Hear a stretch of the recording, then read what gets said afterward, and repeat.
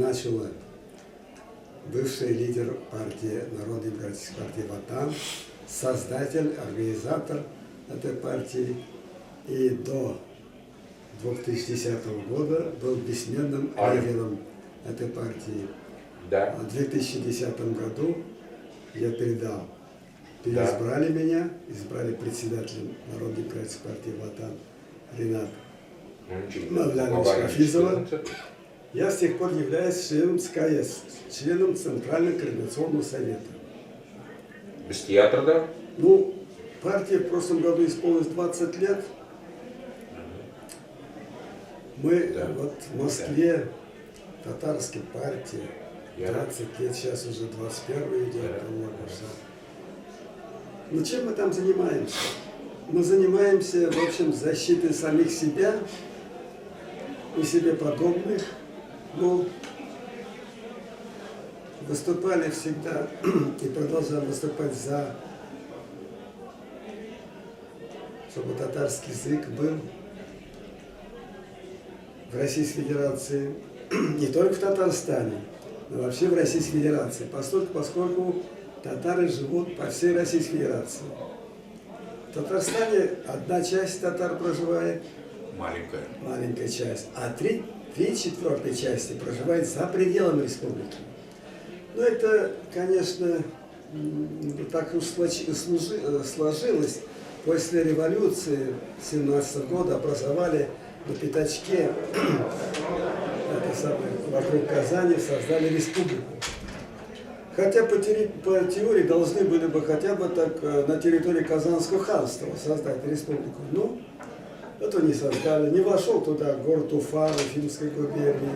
Не вошли туда Ульяновск, не вошли другие места, не вошли. Ну ладно, скажем, Нижегородская губерния, там она немножко на отдалении, она могла и не войти, но могла и войти. Ну, дело создателей тогда, во главе с Лениным, уже после него, ну, они не хотели. Они просто хотели сделать видимость создания национальных республик.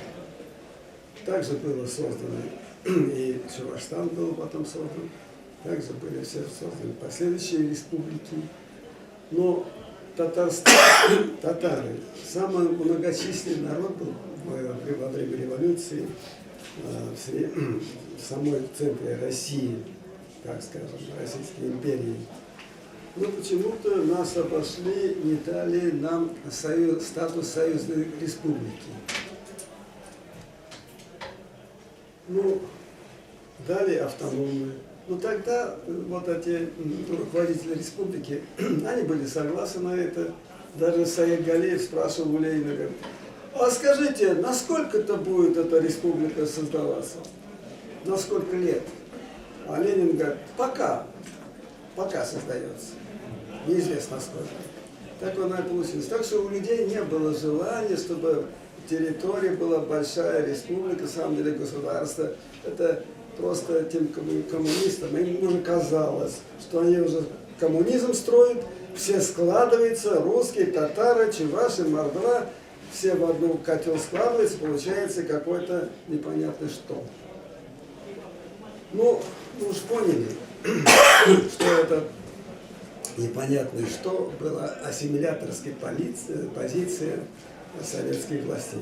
Ну, сначала она, конечно, не была так, она была в самом начале прогрессивное начало, потому что школу открывал, потому что были татарские школы, скажем, но не было финансирования. Вот государство взяло на себя обязанность финансировать татарские школы. Вроде это после революции, конечно, пошли хорошо с этой школой. Но постепенно школы стали запрещать. Уже перед началом войны, в 40-х годах, татарские школы начали закрываться в Сибири. А потом уже в 60-х годах начали закрываться татарские школы повсеместно. Уже Хрущев сказал: в 80-м году мы будем жить в коммунизме, а коммунизм, оказывается, татарский язык не вхож. Ну зачем он нужен? Давайте обучать детей, отдавайте в русскую школу, пусть они там обучаются. Ну, татарская номенклатура, все детей отдала в русскую школу, они там обучились, окончили. но не знаем. Ну, поскольку родители все же татары, они там дома в обиходе разговаривали по-татарски, но они читать, писать ведь ничего не умели. В советское время, вот смотрите, из писателей до советского времени, у нас писатели выходили до революции самой Ростовской области, Муса Бегиев, Захир Бегиев, который первый написал самый детективный роман в 1897 году. А сейчас ни одного писателя, ни одного журналиста из этих людей, из Горьковской области, ни из Самаровской, ни из Ульяновской. Сейчас вот, конечно, вот в Татарстане и в Башкортостане там тоже большой массив татарского населения, более миллиона. Вот. Там как-то еще держатся, там их лишают в татарских деревнях, преподают башкирский язык. Якобы он государственный, татарский оказался. Хотя, конечно, по большому счету, если считать, татарский язык, он высокоразвитый язык, высокий язык. Он развивался более 1000 лет. На нем замечательная литература, богатые писатели были. Но если взять башкирский язык, ну там же это после революции созданный язык.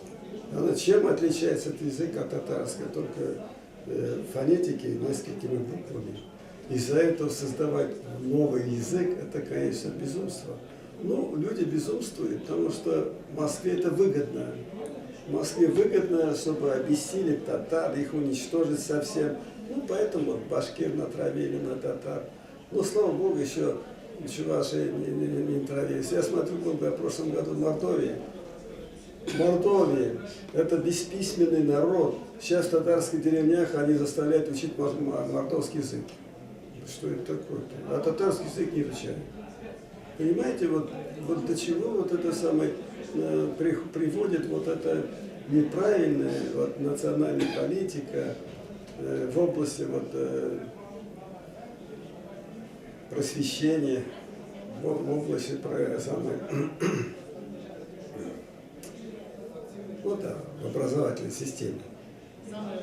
Ну, естественно, мы, живя в Москве, конечно, это мы остро ощущаем. Потому что столица, она там насквозь пропитана шовинистическим духом. Вот это вкратце, за 20 лет мы, конечно, против войны в Чечне, там мы выступали очень рьяно. Там, прямо я тогда был членом общественной палаты при президенте Ельцине после регистрации нашей организации Министерства юстиции. Вот, там они собрали общественную палату из различных организаций. И я туда вошел. И вот когда заседания проходили в Кремле, в московском мраморном зале Кремля, так, ежеквартально, квартал один раз. Там присылали домой телеграмму красную, правительственную, приглашали на это. Ну тогда, в 1994 году, когда вот началась эта в декабре месяце, началась вот эта Первая Чеченская война, вот я выступил в этом мраморном зале против войны в Чечне. И один там еще и выступил. Вот. А у нас в этом общественной палате было 250 человек было. Тогда председательствовал Собчак там, и вторым председателем был Топорнин, академик Топорнин. Вот характерное явление, потому что вот, что касается национальных вопросов, что Жириновский, что Алексеева, вот этот руководитель Хельсинской группы, что Ковалев, Адам, как его, по-отчеству забыли, вот, что Ковалев, они все одинаковые, все против национальности. Ничего не надо давать, ни Чечне ничего не надо давать, ни Татарстан ничего не надо давать, ни татарам ничего не давать, ни чувашам ничего не давать, никому ничего не давать. Только империя, только Россия, Россия вперед. А что Россия вперед? Куда вперед идет Россия? Непонятно. Конечно, вот эти вопросы очень волнуют. очень волнует. Почему Россия вперед? Ведь когда не Россия, у нас Конституция Российской Федерации написана, Российской Федерации. Мы многонациональный народ. От имени нас правит страной президент тот и этот. Но ни разу не сказал президент Медведев, что Российской Федерации. Россия. И Путин ни разу не сказал Российской Федерации, только Россия. Почему Россия? А где мы тогда? Почему Россия? Значит, одни русские, одни евреи, так получается, вот в России живут. А мы не живем в этой России. Мы, что это такое? Нас обезличили совершенно. А теперь еще предлагают нас россиянами всех записать. Теперь предлагают республики убрать там, губернии сделать. В общем, всякие, вот идет вот такая перемалывание идет. Человеческое сознание перемалывание идет. Чтобы люди не ощущали себя своими национальностями. Вот. Ну, вот в паспортах объяснили. Сейчас в паспорте нет национальности. Вот. Нет. Кто там? Миначев, то он русский, не русский, татарь, не татарь, ничего не написано. Российский гражданин. А теперь хотят уже после 18 лет, когда вот этот самый паспорта убрали национальности, хотят нам вписать национальность. Вы, пожалуйста, россиянами будете. Россиянами, ну, этнически вы татары, но граждане, вы будете национальность россияне. А зачем нам? Национальность нам уже история выдумала, история нам уже дала, мы уже веками, тысячелетиями живем в этой национальности. Зачем нам еще национальность другую? Кто-то предлагает. Это же нонсенс, но предлагает вполне всерьез. Нет, Россия не монокультурная страна. В России живут 90% русских. Ну, конечно, перепись написали там, а кто знает, вот, кого записали? Всех татар в Москве записали русскими. Ну, даже пишите меня, татарин, он приходит. Ну, ладно, я один татарин, может быть, записался. Остальные, это все русские. А ведь многие там языка не знают, или мало знают, не общаются, не читают. Но своим близким общаются, конечно, но этого же мало. Ну, в общем, вот такая вымытое национальное самочувствие, самосознание у народов, вот так вот вымывается. Но это и сверх идет. Но это же, когда правительство говорит, когда президент говорит об этом, но это же большое имя, это самое внушение. Люди же верят, как президент страны говорит, он же не скажет, что президент страны же не просто себе человек. Наша сейчас задача, я так вижу, защиты наших прав и интересов. Потому что, ну, власти давят нас, душат. Прям войну объявили всему национальному. Сажают наших людей в тюрьмы, запрещают наши книги. Ну, по всему фронту идет. Устраивают какие-то шовинистические митинги против национальных регионов. И вообще собирается ликвидировать нас как нацию. Вот против этого мы сейчас ведем войну. Против 309 закона, который вообще запрещает языки, можно сказать, лишает народ языка. Что такое 309 закон? Это когда 2 часа в неделю будет изучаться родной язык в школе. И только до 4 класса. А это предполагал Гитлер для завоеванных народов, в том числе и для России. Вот наши власти приравнялись к нему, как говорится, стали в один ряд с ними, с гитлеровской пропагандой. Вот против этого, я считаю, наша задача в настоящее время заключается только в этом. Камалудинов Юнус Гарафудинович, сопредседатель Ассамблеи народов Поволжья и Урала. Мы в прошлом году, в феврале месяце, собирались здесь, в этом же здании, по проблеме национальных языков и его отношения со стороны Москвы к языкам нерусских народов.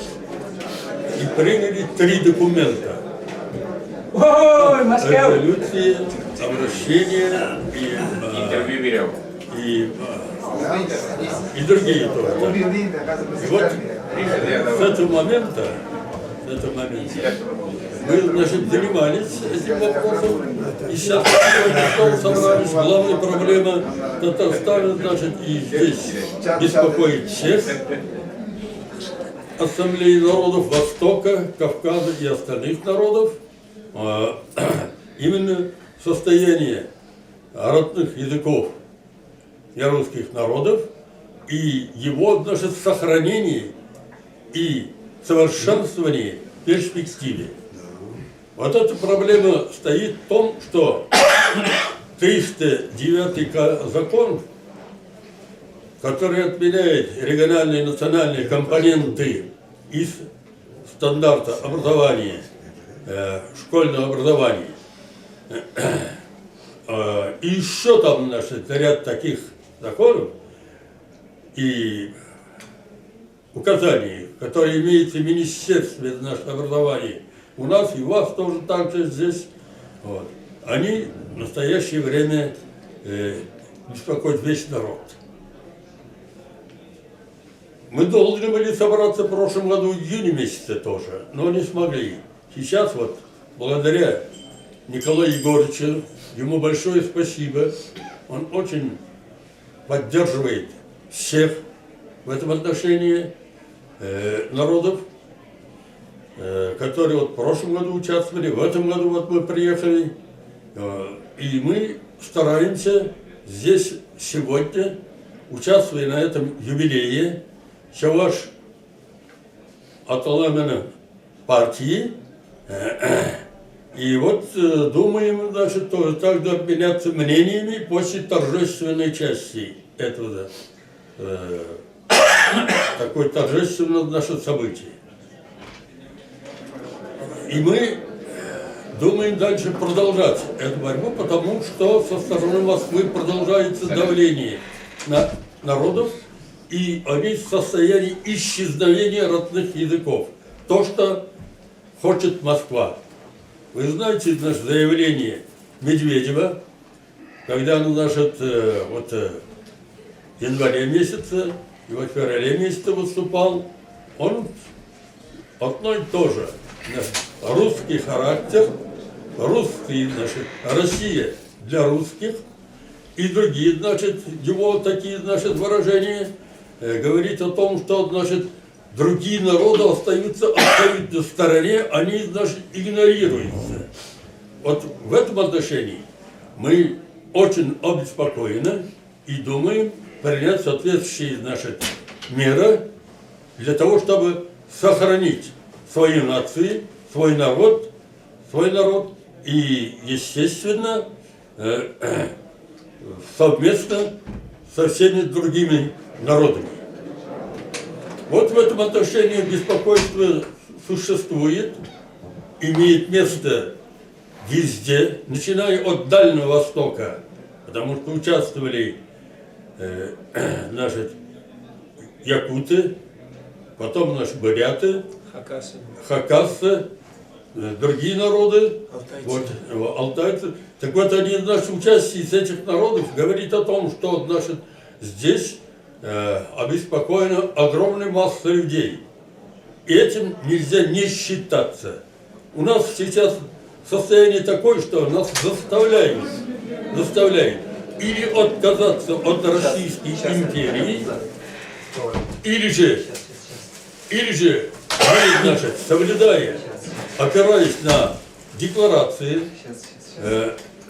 значит, на международные декларации и хартии, значит, должны сохранить свой родной язык и стремиться к тому, чтобы, значит, совершить, значит, свое дело и бороться до установления нормального положения обучения детей. Наши дети не хуже других русских народов, они имеют такие же права, но они конституционно и вот законно, их по этим законам, а законы они принимают сами, не согласовывая ни русскими народами, сохранить своей нации.